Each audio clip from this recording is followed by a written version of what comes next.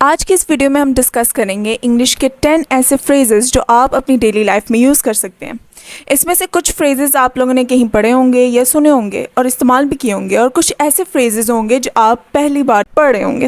अपनी spoken English और भी ज़्यादा बेहतर करने के लिए आप इडियम्स, मेटाफोर्स, सिमिलीज और फ्रेजेस का इस्तेमाल करते हैं। आपके फ्रेजेस जितने एडवांस होंगे उतनी अच्छी आपकी स्पोकन इंग्लिश होती जाएगी। बेसिकली इस वीडियो में हम एडवांस्ड इंग्लिश फ्रेजेस की बात करेंगे। नंबर 1 पे है बीट अराउंड द बुश, यानी असल बात से गुरेज करना, असल बात ना बताना। Stop beating around the bush and tell me the truth. Number 2 पे है hit the nail on the head, यानी किसी मसले या सूरत हाल को बिल्कुल ठीक अंदाज में बयान करना। You really hit the nail on the head when you describe the issue. अगला है ब्रेक द आइस, बातचीत शुरू करना, यानी आप किसी मजलिस में बैठे हो तो किसी बात का आगाज़ करना, ये शुरू करना, तो इसको हम ब्रेक द आइस से जाहिर कर सकते हैं। I told a joke to break the ice and soon we were all laughing. Next है let the cat out of the bag, and I am sure ये ज़्यादातर लोगों ने पढ़ा भी होगा या सुना होगा ये फ्रेज़। इस फ्रेज़ का लिटरल मतलब ये नहीं है कि किसी बैग से बिल्ली को निकालना।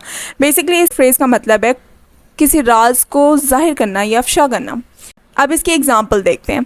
आई was trying to keep the party a secret but my sister let the cat out of the bag. जब कोई नादानी में कोई सीक्रेट बता दे तो उसके लिए हम ये फ्रेज़ इस्तेमाल करते हैं, let the cat out of the bag. Once in a blue moon, ये जो फ्रेज़ है ये बहुत इंटरेस्टिंग है, क्योंकि एक बार पढ़ने से हमें बिल्कुल भी ये अंदाज़ा नहीं होगा कि इसका मतलब क्या है। इसका मतलब बेसिकली उस चीज़ को जाहिर करना जो बहुत रेयरली हो, यानी कभी कभार हो। इसकी एग्जांपल देखते हैं। I see my brother once in a blue moon. इसका मतलब बेसिकली ये है कि मैं अपने भाई को कभी कभार देखती हूँ या बहुत कम देखती हूँ। नेक्स्ट है स्पीक ऑफ द डेविल। ये फ्रेज़ तब इस्तेमाल किया जाता है जब वो शख्स आ जाए जिसके बारे में हम अभी बात ही कर रहे थे। Speak of the devil, here comes John. Under the weather, बीमार महसूस करना। अंडर द वेदर, ये फ्रेज़ तब इस्तेमाल किया जाता है जब हमने किसी बीमारी को जाहिर करना हो या ये जाहिर करना हो कि हम बीमार महसूस कर रहे हैं। I am feeling a bit under the weather so I am going to stay home today. Next है burn the midnight oil, and I am sure ये हमने अपनी क्लास की टेक्स्ट बुक्स में काफ़ी पढ़ा होगा। इस फ्रेज़ का बेसिकली मतलब ये है किसी प्रोजेक्ट के काम पर देर तक काम करना।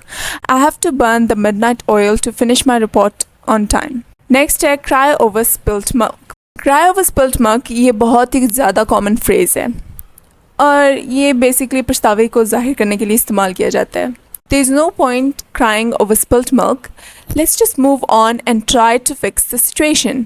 और ये जो लास्ट वाला फ्रेज़ है, I am sure 99% of the people haven't heard it. ये जो फ्रेज़ है ये है सिट ऑन द फेंस, जैसे कि इस फ्रेज़ का मतलब है फैसला करने के काबिल ना होना। You can't sit on the fence any longer. You need to make a decision. मैं उम्मीद करती हूँ आज की वीडियो आपको पसंद आई होगी। अगर पसंद आई है तो इस चैनल को लाइक, शेयर एंड सब्सक्राइब लाजमी कीजिएगा for more informative and interesting videos.